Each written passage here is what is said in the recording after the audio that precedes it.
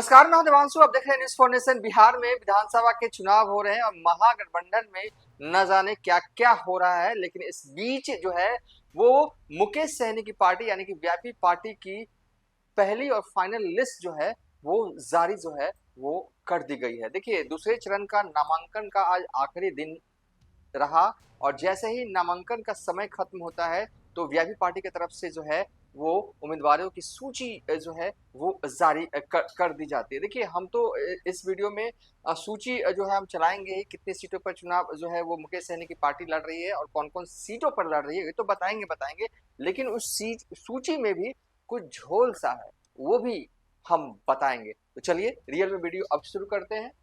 ये देखिए, विकासशील इंसान पार्टी की सूची जो है वो जारी हुई है और देखिए, गौराबोरम से संतोष सहनी उम्मीदवार है, आलमनगर से नवीन कुमार उम्मीदवार हैं, कुशेश्वर स्थान से जो है वो गणेश भारती सदा उम्मीदवार हैं, लिखा हुआ है इसलिए हम पढ़ रहे हैं। दरभंगा से उमेश सहनी उम्मीदवार हैं, औराई से भोगेंद्र सहनी उम्मीदवार है, बरुराज से राकेश कुमार उम्मीदवार है, चैनपुर से बाल गोविंद उम्मीदवार है, लौरिया से रन कौशल प्रताप सिंह उम्मीदवार है, सुगौली से शशि भूषण सिंह उम्मीदवार है, केसरिया से वरुण विजय उम्मीदवार है, सिकटी से हरि नारायण प्रामाणिक उम्मीदवार है, कटिहार से सौरभ कुमार अग्रवाल उम्मीदवार है, बिहपुर से अर्पणा कुमारी मंडल उम्मीदवार है, गोपालपुर से प्रेम सागर उम्मीदवार है, बाबू बढ़ी से बिंदु गुलाब यादव उम्मीदवार है और आगे चलते हैं।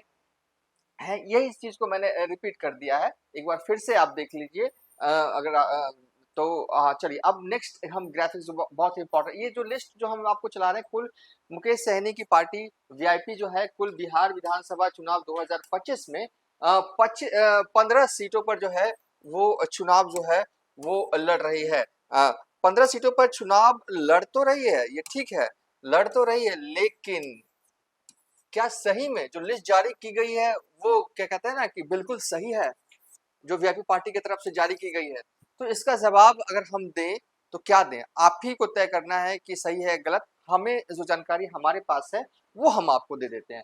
हमारे पास जानकारी कैसे है, तो हम इलेक्शन कमीशन के वेबसाइट पर लगातार बने हुए हैं सिस्टम पर और उनके अपडेट्स जो है वो पल पल देख रहे हैं। और इलेक्शन कमीशन के वेबसाइट पर जब हमने गौराबोरम लिखा तो लिस्ट ऑफ कैंडिडेट जो है वो कुल 22 आते हैं लिस्ट ऑफ कैंडिडेट कुल 22, यानी कि जो है 22 लोगों ने अपना नामांकन जो है वो गौराबोरम सीट के लिए जो है वो किया। लेकिन नामांकन कितने लोगों का जो है वो 22 लोगों ने जो है वो नामांकन किया गौराबोरम सीट के लिए। 20 लोग का जो है नामांकन एक्सेप्ट हो जाता है, 2 लोगों का जो है वो रिजेक्ट होता है। ये जो अपडेट जो है इलेक्शन कमीशन की तरफ से जो है कि वेबसाइट पर अपडेटेड अपडेट है। लेकिन सबसे इंपॉर्टेंट, गौराबोरम सीट पर वीआईपी पार्टी के राष्ट्रीय अध्यक्ष संतोष सहनी, मुकेश सहनी के छोटे भाई जो है वो चुनाव लड़ रहे हैं और गौराबोरम विधानसभा क्षेत्र के ही अंतर्गत मुकेश सहनी का पैतृक गांव आता है। और गौराबोरम सीट पर जो है वो जो उम्मीदवार है आरजेडी का, उनका जो है अफजल अली खान, उनका जो है नॉमिनेशन एक्सेप्ट कर लिया गया। ये देखिए, इलेक्शन कमीशन के वेबसाइट के हवाले से हम आपको बता दे रहे हैं, अफजल अली खान का नॉमिनेशन जो है वो एक्सेप्ट जो है वो कर लिया गया है। देखिए, अफजल अली खान इनका नाम है जिन्होंने आरजेडी के सिंबल से जो है वो नामांकन किया था। हालांकि बाद में आरजेडी की तरफ से एक लेटर जारी किया गया जिसमें कहा गया कि नामांकन जो है वो वापस लिया जाए। अफजल अली खान हमारे उम्मीदवार नहीं है, लेकिन इलेक्शन कमीशन के वेबसाइट पर अभी भी यही अपडेटेड है कि राष्ट्रीय जनता दल की तरफ से जो है वो अफजल अली खान का नॉमिनेशन जो है एक्सेप्टेड है। इसके मायने क्या है?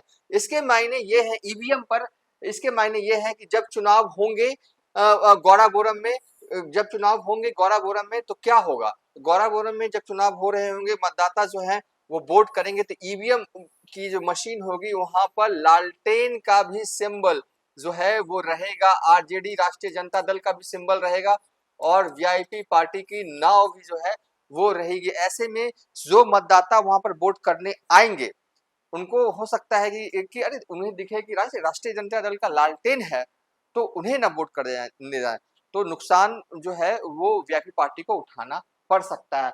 हालांकि ये अभी हमने जब वीडियो शूट कर रहे हैं उससे 5 मिनट पहले का ये अपडेट है।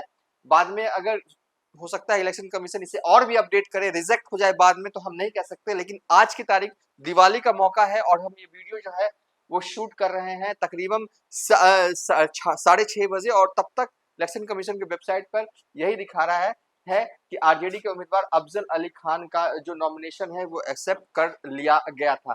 तो लिस्ट में तो आप देख लीजिए 15 लोगों की लिस्ट है।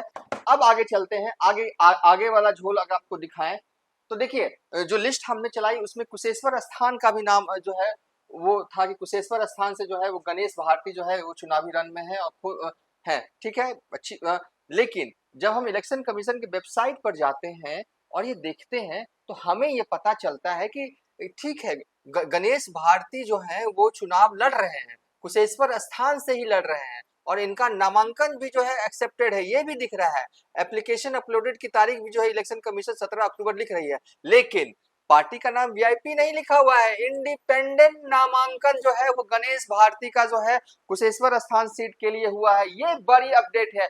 वीआईपी पार्टी के एक उम्मीदवारों वाली लिस्ट में ये दर्ज है कि 15 सीट पर वीआईपी पार्टी जो है वो चुनाव लड़ रही है, कुशेश्वर स्थान सीट पर लड़ रही है। लेकिन जिस प्रत्याशी का नाम दिया गया है वो प्रत्याशी इंडिपेंडेंट उनका उम्मीदवार जो है वो खड़ा है। यानी कि कुल मिला कहें कि जब कुशेश्वर स्थान सीट पर चुनाव हो रहे होंगे तो नाव छाप पर नहीं होगा गणेश भारती के आगे, क्या होगा, इंडिपेंडेंट जो उन्हें अलॉट होगा सिंबल वो होगा। आप ये भी इसको दूसरे लहजे में कह सकते हैं कि महागठबंधन जो है कुशेश्वर स्थान सीट पर निर्दलीय उम्मीदवार का जो है वो समर्थन करते हुए जो है वो दिखेगी। तो ये अपडेट है।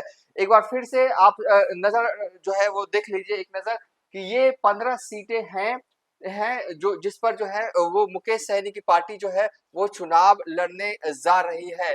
गौराबोरम में खेल हुआ है, खेल ये कि आरजेडी के उम्मीदवार का नामांकन एक्सेप्टेड दिखा रहा है इलेक्शन कमीशन की वेबसाइट पर, और दूसरा कुशेश्वर स्थान ये जो गणेश सदा यहाँ पे जो दर्ज है वो जो है वो निर्दलीय जो है उनका नॉमिनेशन हुआ है, ये दिखा रहा है इलेक्शन कमीशन के वेबसाइट पर। ये अपडेट है। अब इसमें एक चीज और देख लीजिए, जाति जाति देखिए 15 उम्मीदवार में जाति किसकी किसकी है ये भी अपडेट जो है आपको हम दे देते हैं। तो है देखिए नाम के आगे जो है वो जाति भी किस समाज से आते हैं ये भी दर्ज है। जैसे गौराबोरम से संतोष सहनी निषाद समाज से आते हैं, आलमनगर से नवीन कुमार निषाद समाज से आते हैं, कुशेश्वर स्थान से गणेश भारती मुसहर समाज से आते हैं, दरभंगा से उमेश सहनी निषाद समाज से आते हैं, औराई से भोगेंद्र सहनी निषाद समाज से आते हैं, बरुराज से राकेश कुमार निषाद समाज से आते हैं, चैनपुर से बाल गोविंद जो है वो निषाद समाज से आते हैं, लौरिया से रन कौशल प्रताप सिंह जो है वो कुर्मी समाज से आते हैं, सुगौली से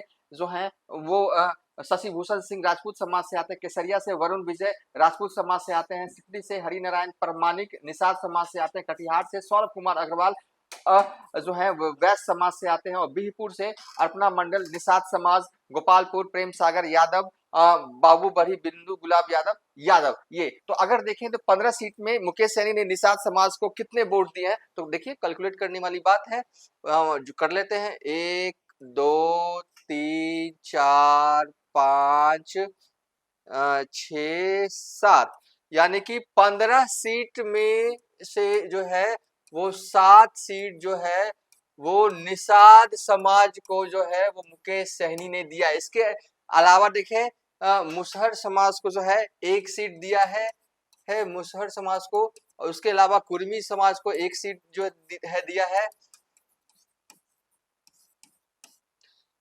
उसके अलावा अगर देखें यादव को जो है वो दिया 1 2 3 सीट जो है वो मुकेश सहनी ने यादव समाज को जो है उम्मीदवार बनाया 3 सीट पर, यादव और राजपूत 2,